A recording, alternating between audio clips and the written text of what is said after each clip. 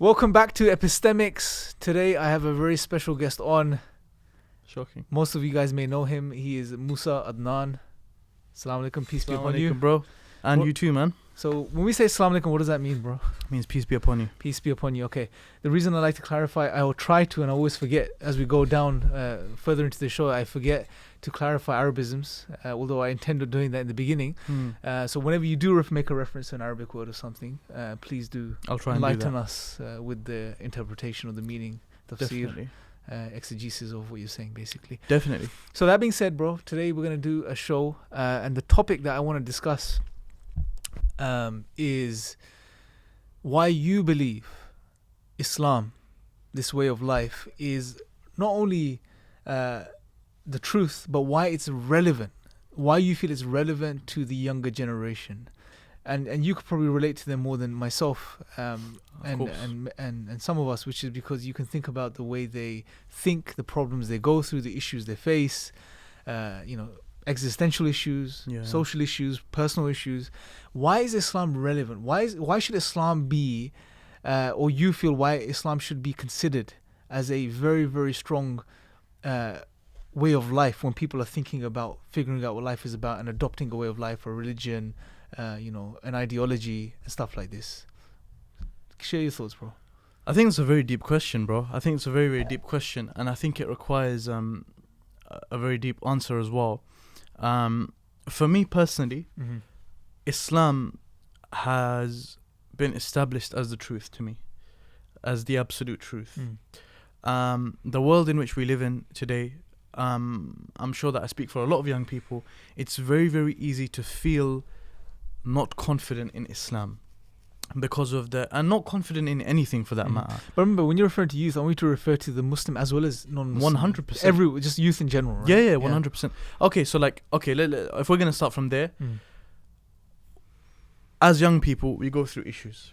We go through existential crises. We go through issues where we are going through problems, whether it be with females, whether it be with our own desires, whether it be with making choices, and many, many issues. I mean, I was speaking to one of my close friends the other day, and he mentioned to me how our frontal lobe, which is the part of the brain that is in charge of making decisions, fully develops by the age of 21. And the response that I gave him to that is, that's pretty obvious. that makes a lot of sense, because of the kind of things that you see a lot of young people doing, etc.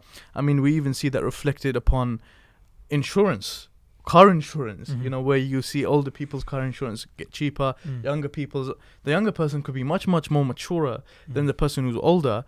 However, that's not the norm, or that's not how it's seen in terms of society. So I feel like as young people, we go through problems. We go through issues. So are you saying older people don't go through issues and problems? No, we all go through issues. Yeah. However, the older people have a longer amount of time in order to come to those solutions. As people like yourself who are a little bit older and others who are even more older than you, they come to those solutions within their due time.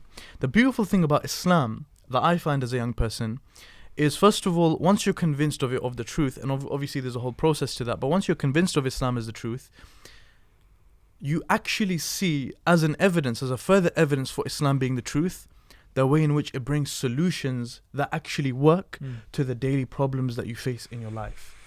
Bro, modern day problems are such as But before you go into that, before we discuss some of the problems and how you feel Islam is the solution to these issues. So what you're saying is Islam is very practical. It gives you, like God says, this guidance, right? And its practicality becomes an evidence for you. Okay. So before we go into that, I think it's important because some of the youth, especially in the times where we're living in, they may be like, hold on, you keep talking about truth. You keep saying Islam is the truth. Yeah.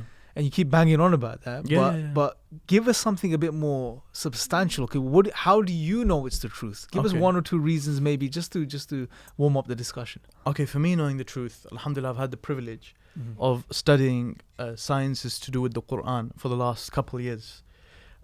Whether it be the preservation of the Quran, and I know you've done episodes on that on Epistemics before. With your father. Yeah. Whether it be the coherence of the Quran, you've also done that with Ustad Asifuddin. Whether it be the way in which the Quran was even written, bro. Like, have you ever heard someone speaking about a book and saying just the writing, the font, the way in which it's written? When I say font, I mean the way it's written. that within itself is a miracle. With the way in which you read the Quran. When you go that in depth into the Quran, I'll quote one of my friends, what he said to me, who was a revert brother, and I asked him a very similar question. What brought you to this conclusion of Islam? Because I find it very, very, very fascinating, bro, when you speak to people and they're from different backgrounds, but they came to this conclusion. I asked him, what made you come to this conclusion? And this is my statement for this as well. And his statement was, it was an overwhelming truth. I couldn't refuse it.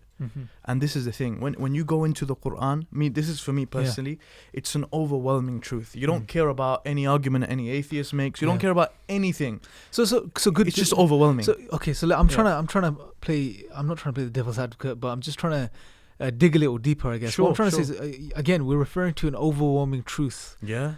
Now, I may appreciate what you're saying, but are you referring to, for example, the meanings of the Quran? What I'm are you referring to everything. So give us something specific. Give me one or two specific things, bro. So let's talk about the meaning of the Quran. Do you consider the meanings of the Quran to be miraculous? 100%. Now, obviously, when I say miraculous, obviously I'm using that in a bit more of a looser sense. But do you believe that the meanings of the Quran are miraculous? 100%. As far as the truth of what's being said and the way that can change you and shape you, and the way it talks, or the way it conveys the truth about reality and existence. I believe every ayah of the Quran, every verse of the Quran is miraculous. Okay. And that's actually not me saying this. This is the definition of an ayah. A verse that fences off other verses, etc. It's the Prophet, peace be upon him, he showed us how verses are differentiated because of the way he would read the Quran in his prayer. And one of the definitions, one of the descriptions of what an ayah actually is, the word miraculous is in there. When you look at specific ayat of the Quran, for example, in Surah Yasin, that specific chapter of the Quran, you see how God the Almighty speaks about how, and you have to bear in mind where this is coming from. You see, when you speak about a 7th century Arab coming with words like this, it's something that overwhelms you, where he's speaking about وَآيَةٌ لَهُمُ الْأَرْضُ الْمَيْتَةُ أَحْيَيْنَاهَا وَأَخْرَجْنَا مِنْهَا حَبًّا فَمِنْهُ يَأْكُلُونَ. The Quran mentions how the earth, it's dead. It's dead. We bring out from it things. And from that, you eat. The way in which it's speaking, the language that the Quran uses, is a language that it's speaking to you as if this is the truth. You have to accept it. It doesn't make a case for itself in the sense where, oh, by the way, guys, this is the truth, therefore it's this, and then now you have to listen to this. It's not like that. It's just God speaking to you directly. This is what I've done for you. This is an ayah. And a lot of these specific verses, you find patterns in the Quran. These verses, you see that at the end of them, that when God speaks about them, at the end of them, He always says, أَفَلَا يَشْكُرُونَ. Will you not be grateful? So, touching upon your gratefulness, even if we go into the subject of gratefulness from within the Quran, you will find the things that God is telling you to be grateful for. Majority of the people, they are not. And it's powerful, bro, because gratitude is something that it's integral, it's innate within the human being. Richard Dawkins mentioned this. Yeah, bro. Richard Dawkins mentioned, when you see all of this. Let's leave Dawkins out of this. Hope which is at least one podcast, right? Or show. But look, mentioned him in nearly we'll speak about him later. We've got another thing we've got to do regarding one of his recent shows. But look, what you're saying is powerful, bro. That gratitude is something integral to the human being. We can't help but be grateful. If we're not thankful to someone, if we don't express it, we feel a burden. Right?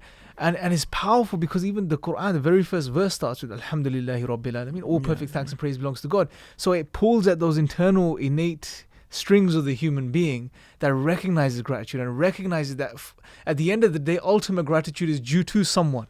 A higher being who's put everything in place and who's given me everything I have. It's an innate recognition, right? When you're blessed with something, and I want to give an example that I think a lot of non-Muslims would relate to. When everything is going good in your life, and you feel so happy, like the whole year has gone amazing for you and stuff like that, and you feel, some people, they feel so so attracted to giving gratitude that they end up saying things like, I just want to put it out there. I'm just grateful to the universe. They don't know who to be grateful to. There's always this empty vessel, there's always this empty hole, which is, I don't know who I want to be. I'm just grateful. Mhm. I'm just grateful. And we always hear words like this being mentioned all the time. However, Islam gives you that person, or that being rather, to be Yeah. grateful to, and it gives you evidences as to why you should believe in him. I know the question that you originally asked was, Yeah. why do you believe? No. I think what you've touched on is very powerful there's because it's personal, right? Look, It's, to give you like a more personal aspect of it in like one sentence, bro, there's many reasons as to why. why don't you list a few things? So what are some of the miracles of the Quran that you would say that people could look into later? Okay. And we may do specific shows on later as well. But Yeah. some of the things that have really triggered you and The preservation of the Quran. okay. So the Quran has this tendency, rather, when you study it, you come across something, and that something might put you a little bit aback, like, whoa, what's going on here? I didn't know that. And sometimes at times you can even feel a bit like, this is out of my kind of comfort zone. I don't know what's going on here. Then when you get that answer to that, you're like, wow, Yeah. oh, amazing. This is my mind is blown. So the Quran, in terms of the way it's written, in terms of the way that it's been transmitted to us, in terms of the way it's recited, there's different ways of reciting the Quran. I'm sure you'll cover that maybe in a future episode. Not only the Quran, in terms of signs around us, how the Quran links to, tells you to reflect upon. tells you to reflect upon the signs. So these signs are not here for no reason. It gives you purpose. It gives you a purpose in your life. There's a specific thing here. Whenever I look at, or it actually reminds you, or tells you what your purpose is. exactly. Right? Whenever I look at people and I look at them and they've got amazing aspirations for life and stuff like that, I always come to this harsh reality, which is, okay, but you're gonna die one day. So are you telling me? Because I'm not comfortable with believing this. And you see, some people would say, yeah, but that's not enough to believe in God. Fine, maybe it's not. But I'm saying to you, even if you look at all of these things. Just connect the dots, basically. Bro, connect the dots. Yeah. When you connect the dots, it's overwhelming. It's overwhelming. And if you connect the dots of all of the other things that you're saying, you'll realize there's no weight, there's no real substance. It just drops. Yeah. You know? So you look at all of these things, it's overwhelming. Yeah. So let me take you from there. Let me take you from there. Let me direct you. Let me take you by the hand and lead you down a path now. Yeah. Okay. Basically, we're talking about some of the things that have led you to conclude that this is the truth. And I've heard many people say similar things. You want to start again? No, not at all. We're going to carry on. It's brilliant. It's natural. It's flowing. And then leave this section in there as well. So here's the thing, bro. Yeah. You talked about we were leading down the discussion of how the Quran is practical for the youth, how it can help the youth, how the youth should follow this, or consider this as a genuine way of life. Yes. Right. And overlook the sort of nonsense that's out there regarding Islam and the things people are making up. Give me some practical things or ways the Quran maybe has helped you or can help youth if they read it and they study what's being said, and they will see that this is a solution for the problems I'm facing, the problems you were talking about as youth have. Okay, so I wanna talk about this through speaking about modern day movements. Okay. We have specific modern day movements that have millions of followers, millions. They're not religions, but they're ways of life. An example is that of minimalism. Okay. An example is that of becoming more financially free by managing your money in a specific way. An example is becoming a person that's giving purpose to what you're doing. Okay, so concepts like Stoicism, which through authors like Ryan Holiday and others are becoming more and more intrinsic in the lives of people. So let's address each one of these. It seems that people want depth to their lives. Exactly. Right? Now here's the thing that hits me. And this is another evidence for me as to why Islam is the truth. So speak about the first movement very, very quickly. Okay, let's run through these. Minimalism. What is minimalism? Minimalism is the concept that you need to kind of declutter your life. Okay, but you don't declutter your life to the extent where, okay, this is an iPad, and this brings me value in my life. Minimalism doesn't say throw your iPad away, throw all of your clothes away. Just have one pair of clothes, one vest and one pair of underwear. Exactly. One pair of socks. It doesn't say that. Yeah. Okay. What it rather says is throw away the extra things. You got that shirt, you never wear it. Your mum tells you to keep it, but you've never worn it in 6 years. It's just sitting in your wardrobe. Give that to charity. Okay, wear the clothes that you wear. You like wear. You know, there's all of us. We have specific clothes. We wear them every single day. Keep those clothes. And wear them every single day, and buy more of those. That's what minimalism. But what's the ethos? What's the essence behind it? What are we trying to achieve? The essence behind it is it's gonna make you feel better and more freer as a person. Now check this out. Very, very strangely, you have a concept in Islam called zuhud. It's called zuhud. And what does zuhud mean? They translate it as asceticism. Okay. Yeah. So when we look into what zuhud is, What is asceticism? I can't even say the word. Yeah, man. what does that mean? Yeah, what does it mean? From the Islamic perspective, zuhd is someone who is not someone allergic to this world. Mm-hmm. He as minimalism states, is not someone who just throws everything away and he's like, you know what, I'm just waiting for the day of judgment. Mm-hmm. I'm just going to be a good person and I'm going to go to heaven. Yeah. And I'm going to have all of my fun over there. No. Yeah. A person who is a zahid is a person who's conscious of the things that he has. Mm-hmm. He doesn't go beyond his measures. Mm-hmm. He doesn't have loads and loads of things just for the sake of having them and just wasting time and wasting money and wasting. He's a person who's more thoughtful with his process. He is a minimalist. Mm-hmm. So you find you have the concept of zuhud, which in is Islam. the concept of minimalism Yeah. within Islam, kind of to the T. And look at we have a hadith of the Prophet sallallahu alaihi wasallam, a saying of the Prophet, peace be upon him, which says, "Izhad fi dunya yuhibbuka Allah. Izhad fima inda nas yuhibbuka nas." That be a person who has asceticism, be a person who's detached from this world, in this world, Mm-hmm. and God will love you. Be a person who's detached from the affairs of the people, what the people have, the people will love you. These are concepts from within Yeah. Islam. Let's go to the next thing. So that I basically, mentioned. what we're learning is don't become shackled to this world. Exactly. Free yourself. You're a human being. You're more than just a robot that's designed to feed off materialism. Exactly. Right? Now It's let's very go to powerful. the second concept Yeah. now. And we're going to make a strong point at the end of all of this. Mhm. The second concept is the concept of financial freedom. Mm-hmm. One of the strange things that I've heard people say before, Mm-hmm. a lot of these financial people who talk, and you know, your people like Gary Vee and stuff like that, when they speak very motivationally, they'll give you advices, financial advices. Do you know what one of the financial advices that they give you in order to become more financially Mhm. free is give in charity? Interesting. And they mention a concept that if you give in charity, your wealth will increase. Mm. From a non-Muslim perspective, that's absolute nonsense. What are you talking about? Yeah. Like, if I'm a non-Muslim and I'm not a Muslim, I don't believe in the concepts Mhm. of Islam, and someone came to me, give away your iPad to someone else, and you're gonna get an even bigger iPad. You're gonna say, what's the evidence for that? Where did you get that from? Mhm. Where they got that from is a universal law. They've just seen it working. Mm. So they say, okay, guys, we've seen this working. Just implement it in your life. It's gonna Mhm. work. Trust us. Mhm. We're successful financially. Just trust us. Mhm. And that's why you see many people like Bill Gates and others, millionaires, Mhm. who do many activities of philanthropy. Okay, they're very they're people who are very charitable people, etc. Yeah. What does Islam tell you?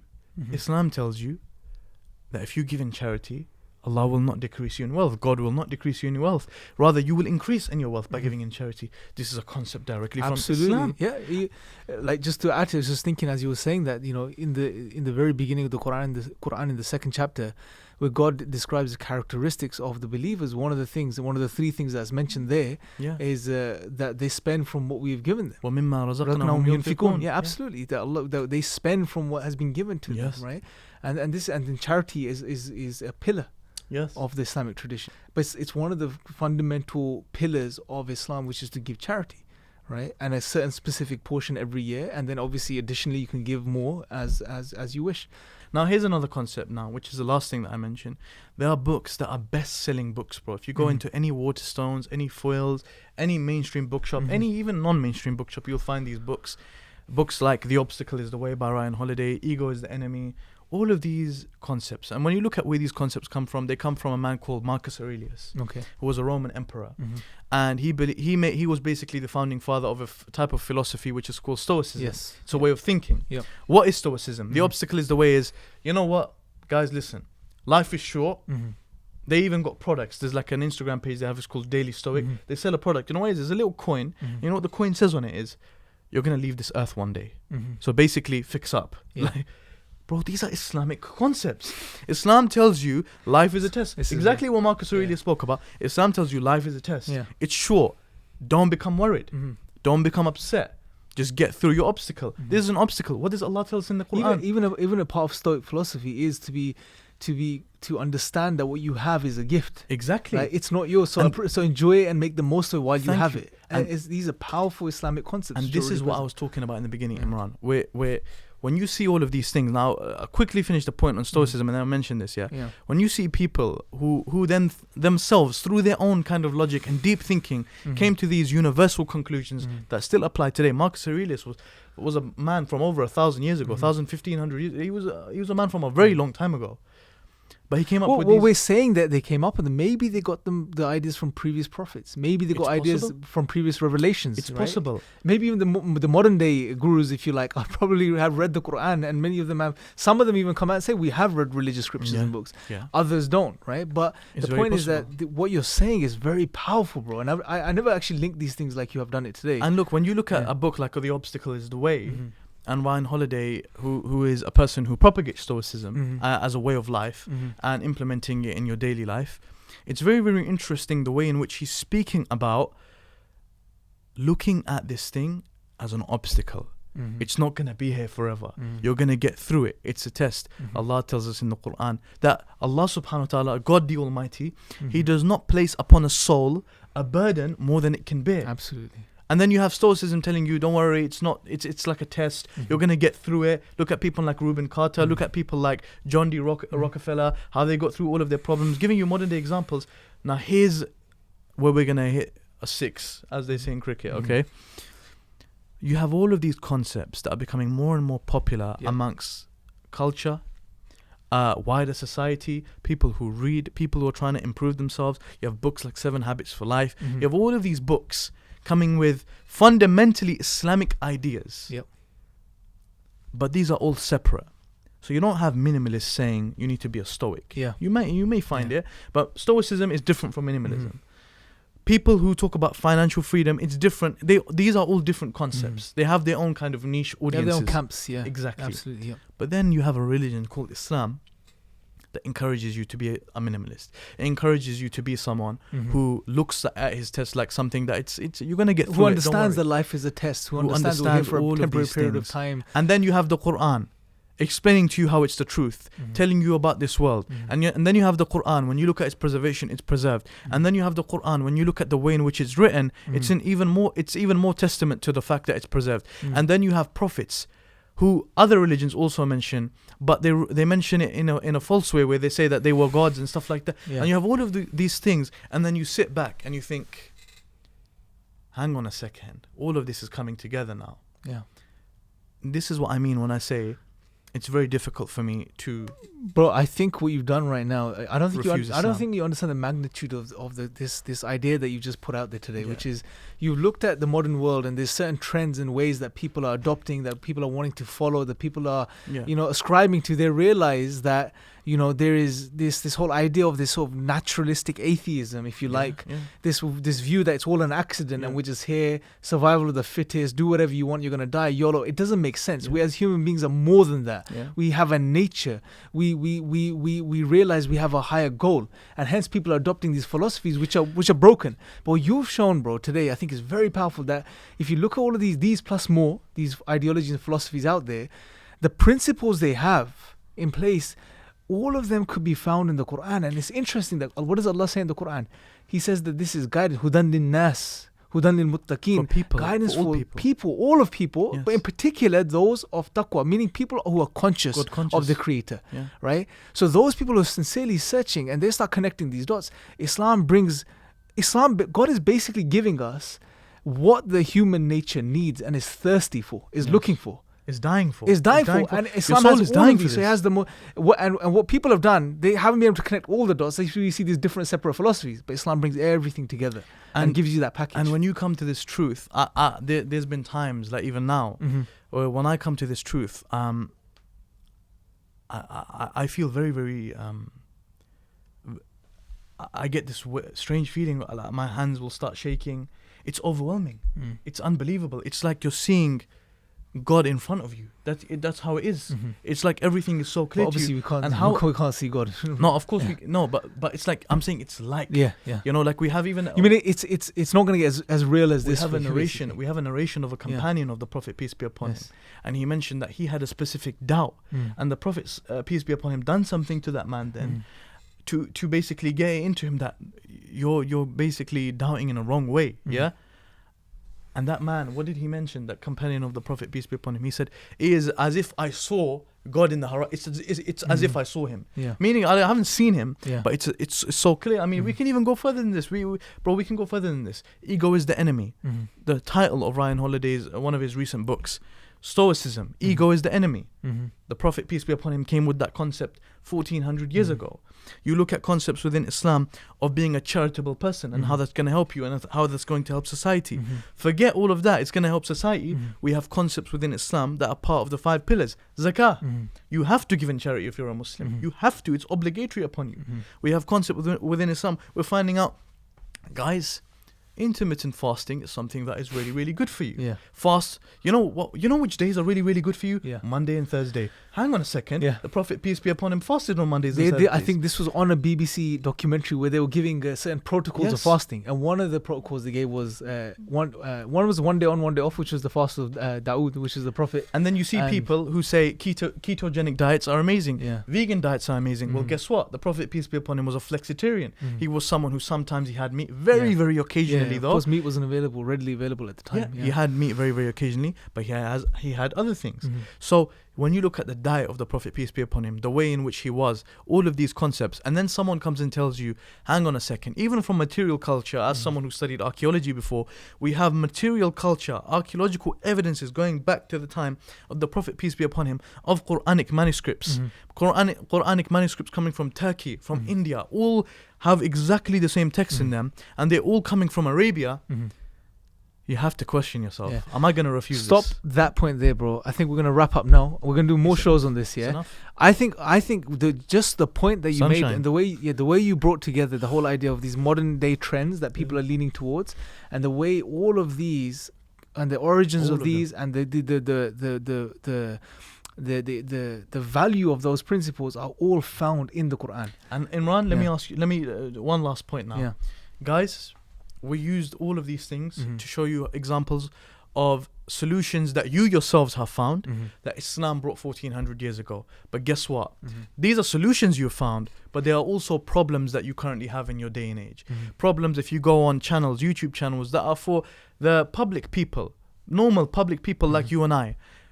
Channels like Good Morning Britain, and you go on their morning shows where they're talking about issues. How do we understand these things? They're going to come to the same conclusions that we're talking about. It's just going to take them very, very long, and they're just risking their So what we're saying is, if you're on the search and you're looking for the truth, read. Islam encourages us to read and to study, whether it's secular knowledge or religious knowledge. Just study. Right? Keep learning as a human being. But if you're looking for the truth, you want to shorten the time that you spend on doing this stuff, pick up the Quran early on, right? We're not saying believe it straight, just read it for yourself and see what it says. Yeah. And and this is a principle we believe in, that if you are sincere and honest and you're sincerely looking for the truth, you will see the truth. You won't need us to convince you, anyone else to. But at the very least, if you're going to take one thing from today's podcast, pick up the Quran for yourself, look past what people are saying and study it and read it for yourself, and look at the concept and see what it has to offer for you in your life. I think we can leave it at that. Thank you for coming, Musa. No problem, bro. God bless you. You too. Till next time, take care, guys. Make sure to comment, subscribe, have your discussions, share your thoughts below. And until next time, take care.